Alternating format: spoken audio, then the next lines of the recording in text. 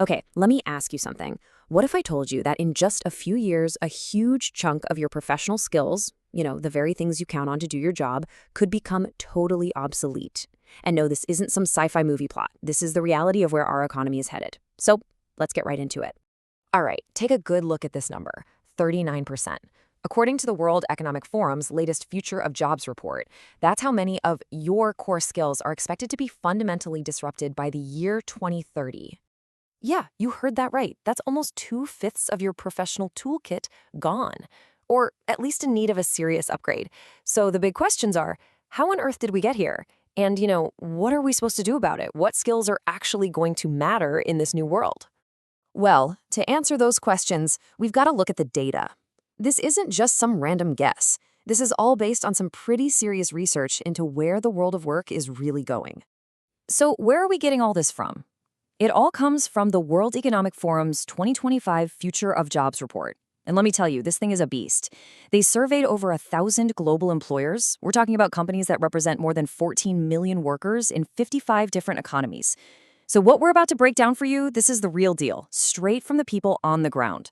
Okay, so let's look at the most obvious sign of this change, the jobs themselves. The report paints a super clear picture of which jobs are booming and which ones are, well, on their way out. Just look at this. The story here is just wow. On one side, you've got the fastest growing jobs. It's all about tech, data, and the green transition, right? AI and machine learning specialists, big data specialists, renewable energy engineers. These are roles all about creating, analyzing, and pushing things forward. Then you look at the other side, the declining jobs, mostly clerical, administrative stuff. Think data entry clerks, bank tellers, postal service clerks. These are tasks that, let's be honest, are getting easier and easier to automate. The pattern here is you just can't miss it. So what's the real difference between these two lists? You might think, oh, it's just tech versus non-tech. But it's deeper than that. The real story, the part that matters to every single one of us, no matter what our job title is, isn't about the job itself. It's about the skills behind the job.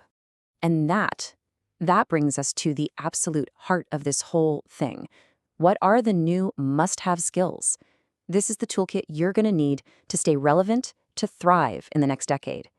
The report breaks it all down into 3 big categories. First up, cognitive skills. And look, this isn't about memorizing facts. It's all about how you think. Analytical thinking and creative thinking, they are at the very top of the list. Seriously, employers are practically begging for people who can tackle tricky problems, spot patterns that no one else sees, and just come up with brand new ideas.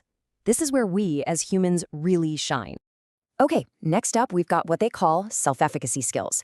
Basically, this is about how you show up to work, how you handle, well, life. In a world that's changing all the time, things like resilience, flexibility, and agility, those are your new superpowers. But you know what the most important one is? Curiosity. Just having that drive to be a lifelong learner, that desire to keep skilling up, it's not a nice to have anymore. It is the new baseline. And of course, we have to talk about technology. It's the engine driving so much of this disruption. Tech literacy isn't just for the IT crowd or the coders anymore, not by a long shot. It's a core skill for absolutely everyone.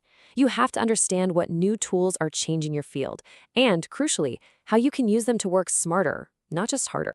And when we get down to the nitty-gritty, AI and big data are the skills growing the fastest. Employers are actively hunting for people with these skills. And again, this isn't just for tech companies. We're talking healthcare, finance, even agriculture. Understanding data is becoming essential everywhere. Right behind that, you've got general tech literacy and, of course, the super important field of cybersecurity.